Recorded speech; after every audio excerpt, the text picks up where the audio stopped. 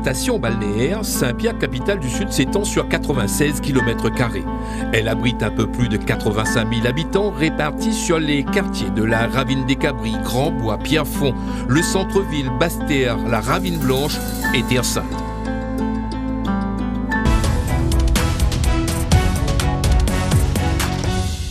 Ah, bien sûr, il fait bon vivre à Saint-Pierre. On est bien ici. La vie est belle, hein, comme partout sur l'île de la Réunion, je dirais. Et puis, il y a juste un peu peut-être les bouchons difficiles, compliqués en semaine, mais sinon, pas de raison particulière. Juste, il fait beau, la ville est belle, les gens sont beaux. Vraiment, il fait bon vivre. Il y a la plage, les gens sont de bonne humeur et ça va, il y a des commerces, on vit bien. C'est une bonne ville, il y a beaucoup de choses, tout est à proximité. Et il y a beaucoup de magasins. On a tout à Saint-Pierre, tout à proximité. Ouais. La centre commercial, magasin, la mer, on a tout à proximité. C'est la capitale du Sud, il fait bon vivre à Saint-Pierre. Je suis né à Saint-Pierre, j'ai grandi à Saint-Pierre, j'ai fait mes études à Saint-Pierre. C'est chouette à Saint-Pierre. Je ne suis pas vraiment à Saint-Pierre-Ville, c'est très bien. Où je suis, c'est très bien.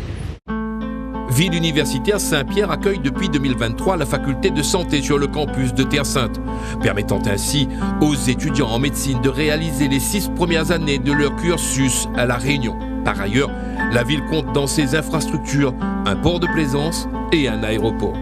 Poumon économique, la capitale du Sud, c'est un maillage de zones d'activités économiques et de zones industrielles. Si le taux de chômage avoisine les 30%, son attractivité n'en demeure pas moins élevée. Ainsi, entre 2012 et 2024, ce ne sont pas moins de 600 entreprises qui ont été créées. Le prix de ce succès se traduit en kilomètres d'embouteillage. Saint-Pierre, capitale du Sud, mais aussi capitale des bouchons. L'enjeu pour les futurs élus, éviter que la ville ne devienne la capitale du coma circulatoire.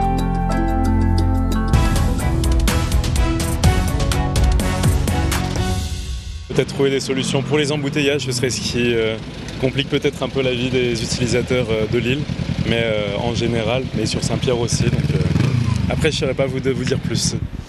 S'occuper des jeunes, s'occuper de la jeunesse, du sport, de la culture, de la danse, des choses comme ça. Il y a déjà beaucoup, mais il faut faire encore mieux. Déjà à Saint-Pierre, améliorer les bus, enfin donner plus d'accès aux bus pour les étudiants, ça serait pas mal aussi. Moi, le maire de Saint-Pierre, me donne un peu plus de travail, mais donne un peu plus de travail aux entreprises pour créer un peu des emplois, les routes des infrastructures.